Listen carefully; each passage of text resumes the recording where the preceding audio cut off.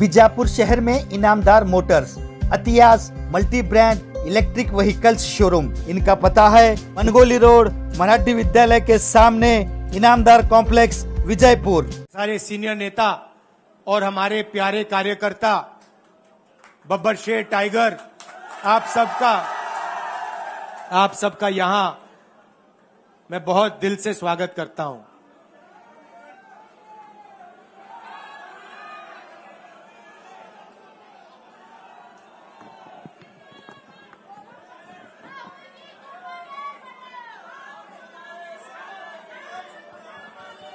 Parliament house में आपने देखा होगा कि अजीब सी बात है,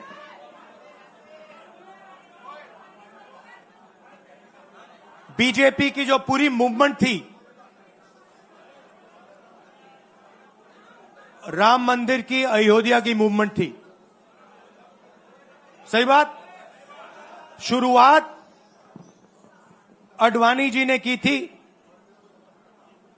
रथ यात्रा हुई थी, उसमें आपने अडवाणी जी को रथ पे देखा था। कहा जाता है कि नरेंद्र मोदी जी ने उस यात्रा में अडवाणी जी की मदद की थी। इनकी शुरुआत वहां हुई, राइट? ठीक है। रथ यात्रा चली और पार्लियामेंट में मैं सोच रहा था कि उन्होंने राम मंदिर का इनॉग्रेशन किया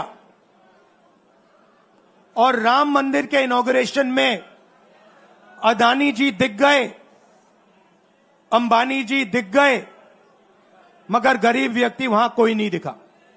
आपने देखा होगा, टीवी पे देखा आपने। अब उसका नतीजा बताता हूं। पार्लियामेंट में मैं यहां बैठता हूं, यहां पे अयोध्या के एमपी बैठते हैं। देखा आपने उनका चेहरा, इंडिया गठबंधन के हैं, है ना?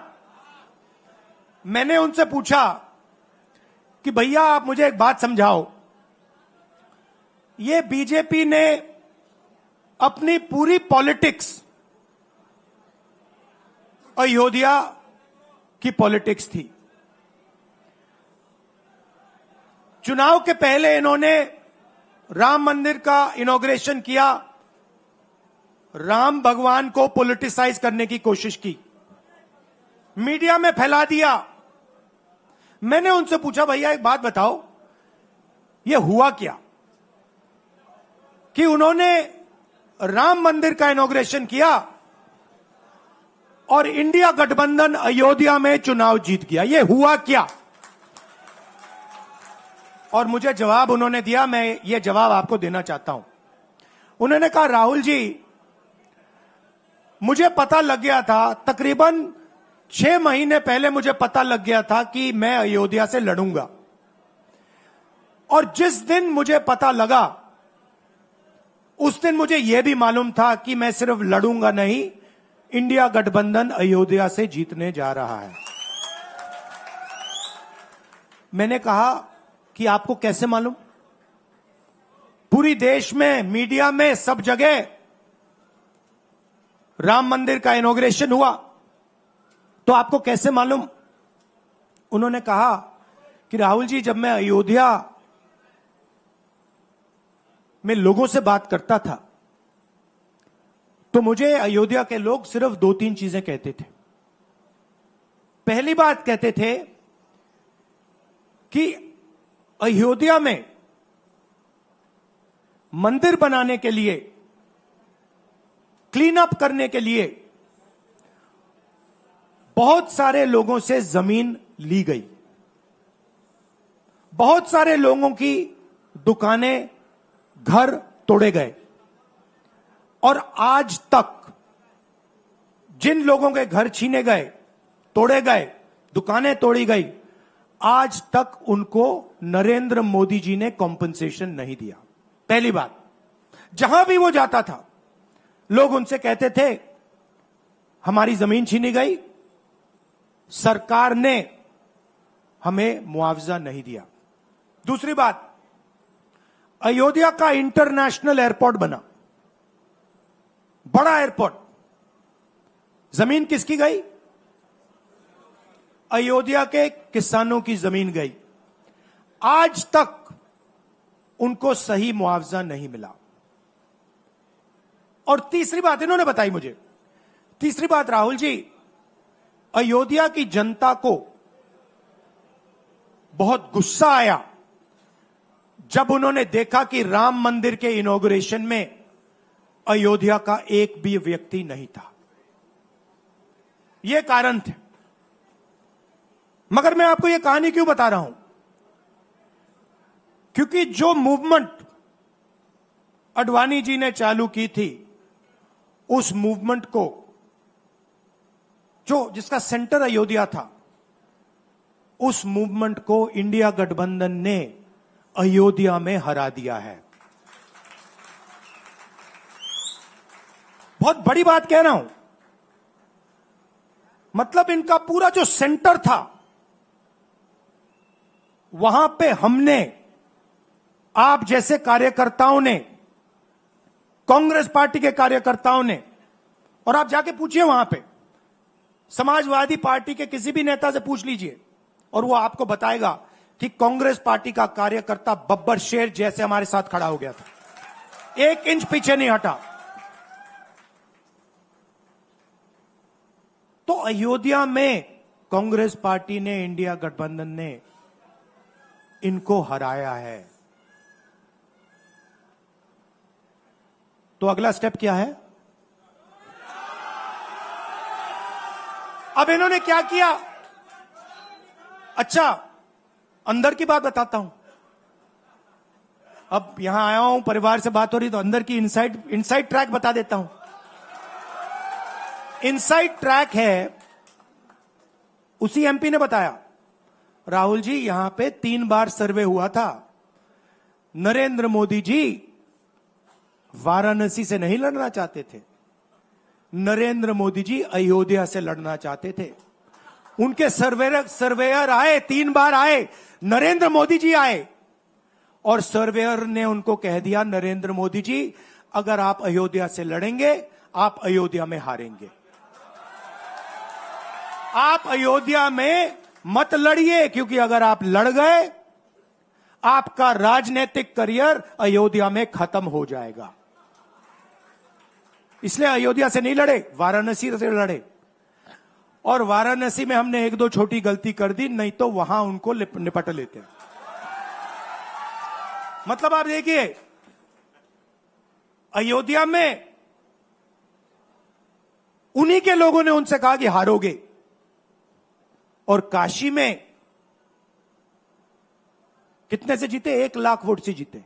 मतलब जान बचा के निकले हैं। सच्चाई है। जैसे मैंने पार्लियामेंट हाउस में कहा, हमारा काम, ये जो लगा रखा है मैंने आज, ये जो चिन्ह लगा रखा है, इसको क्या कहते हैं? अभय मुद्रा कहते हैं। ये आपका चिन्ह है, इसको भूलो मत। आप आज वापस जाओगे, अलग अलग धर्म के लोग हो आप,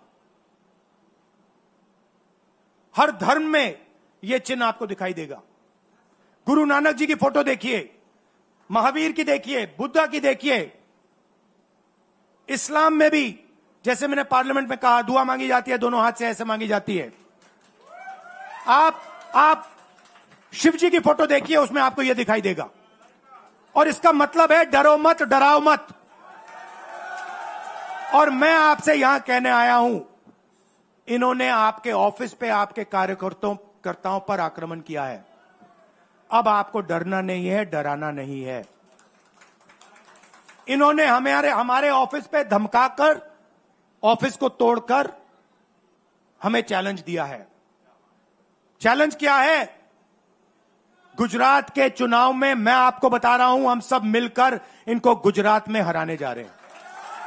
जो हमने कहा, और लिख के ले लो, कांग्रेस पार्टी की जो आत्मा है वो गुजरात के चुनाव में लड़ेगी, और नरेंद्र मोदी और बीजेपी को गुजरात में, जैसे हमने अयोध्या में हराया है, वैसे ही हम गुजरात में इनको हराने जा रहे हैं। कौन हराएगा? हमारे लीडर हराएंगे, हमारे बब्बर शेठ टाइगर हराएंगे। आपको, आप देख रहे हो, मैं बता रहा हूं आपको, देखो 50% आप में से लोग 50%, आप क्या सोच सकते थे, मैं आपको पूछता हूं, आप क्या सोच सकते थे चुनाव से पहले? आप सोच सकते थे कि अयोध्या में बीजेपी हारेगी ना? आप सोच सकते थे कि नरेंद्र मोदी से जान बचा के निकलेगा, मतलब मार्जिन ऐसे तुक्के से निकलेगा, सोच सकते थे? मैं आपको बता रहा हूं, जैसे ये अयोध्या में हारे वैसे यहां पे हारने जा रहे हैं। आपको सिर्फ एक काम करना है, एक काम करना है आपको सिर्फ गुजरात की जनता को सिर्फ एक बात बोलनी है, आपको डरना नहीं है। बिना डरे अगर आप बीजेपी से लड़ गए, चाहे आप किसान हो, मजदूर हो, छोटे व्यापारी हो, अगर गुजरात की जनता बिना डरे लड़ गई, बीजेपी सामने नहीं खड़ी हो पाएगी। दूसरा उदाहरण देता हूं, आप कांग्रेस पार्टी को जानते हो?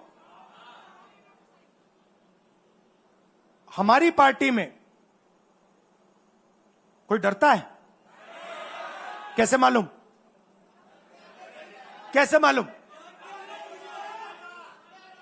हमारी पार्टी में दिल से बात कर देते हैं। बड़ा सा बड़ा हो, राहुल गांधी हो, हमारे पार्टी के लोग कहते हैं राहुल गांधी, मुझसे कहते हैं, मेरे कमरे में आके कहते हैं, राहुल जी ये जो आपने किया हमें अच्छा नहीं लगा।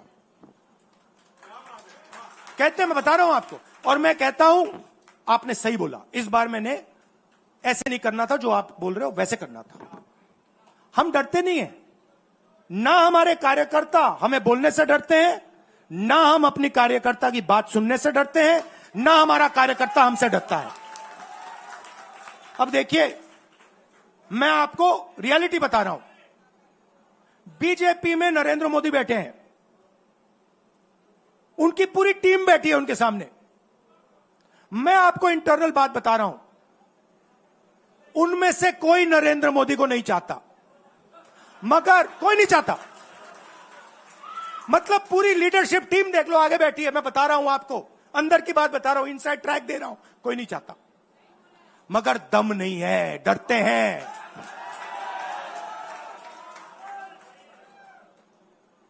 अगर नरेंद्र मोदी जैसा लीडर कांग्रेस पार्टी में होता, पूरी कांग्रेस पार्टी खड़े हो जाती, कहती है नहीं हम डरते नहीं है, हटो यहां से। मगर उनकी पार्टी में दम ही नहीं है, उनके कार्यकर्ताओं में दम नहीं है। आप देखो ना, एक आदमी खड़ा है वहां पे, सबकी हवा निकल गई, मतलब कार्यकर्ताओं की हवा निकल गई, आरएसएस की हवा निकल गई, सारे लीडर्स की हवा निकल गई। सच बोल रहा हूं ना। और हमारे मतलब छोटा कार्यकर्ता होता है, टाइगर होता है, आता है कांग्रेस प्रेसिडेंट के सामने, आता है राहुल गांधी के सामने, आता है, कहता है भैया मेरे दिल में ये बात है, आपको ना लगे मैं तो बोल रहा हूं। तो ये है कांग्रेस पार्टी। अंग्रेजों के साथ ये खड़े हो गए थे सारे के सारे आरएसएस वाले। हम लड़े थे, हमने कहा, देश से हमने कहा था डरो मत, डराओ मत, हमने कहा था। बीजेपी के लोगों ने हाथ जोड़ के कहा था भैया डर गए हम, जो करना है कर लो। तो आप अपनी हिस्ट्री समझो, जो डर की भावना होती है ना, वो आप में नहीं है, उनमें है। और इसी के कारण मैं आपको बता रहा हूं, कांग्रेस पार्टी गुजरात में जीतेगी और गुजरात से ही नई कांग्रेस पार्टी बनेगी। क्योंकि कांग्रेस पार्टी, मैं गहरी बात बोल रहा हूं, मैं ऐसी आलतू फालतू बात नहीं करता हूं। देखिए, कांग्रेस पार्टी बनी कहां थी? मतलब हमारे जो सबसे बड़े नेता थे, जिन्होंने रास्ता दिखाया था। आप क्या सोचते हो, जब यहां अंग्रेज राज करते थे क्या डर नहीं था? गुजरात के व्यक्ति ने कहा था, महात्मा गांधी ने देश को कहा कि देखो, डरो मत, डराओ मत। और आग गुजरात से शुरू हुई थी। और आज अगर कांग्रेस पार्टी है तो वो पार्टी, वो भावना, वो सोच गुजरात से शुरू हुई थी। इसीलिए जब इन्होंने हमारा ऑफिस तोड़ा, मैंने सोचा भैया मौका मिल गया, अब हम इनको सबक सिखाएंगे। जैसे इन्होंने हमारा ऑफिस तोड़ा वैसे ही हम उनकी सरकार को तोड़ने जा रहे हैं। अच्छा, अब मैंने डरो मत की बात करी, मगर एक शिकायत भी है। एक शिकायत भी है। यह भी नहीं है कि कांग्रेस पार्टी गुजरात में कमियां नहीं है, ये कहना पड़ेगा, कहना पड़ेगा। कमी क्या है? एक कार्यकर्ता ने मुझे बहुत अच्छी तरह बताया, कांग्रेस पार्टी के कार्यकर्ता ने, राहुल जी, कहता है मुझे, राहुल जी,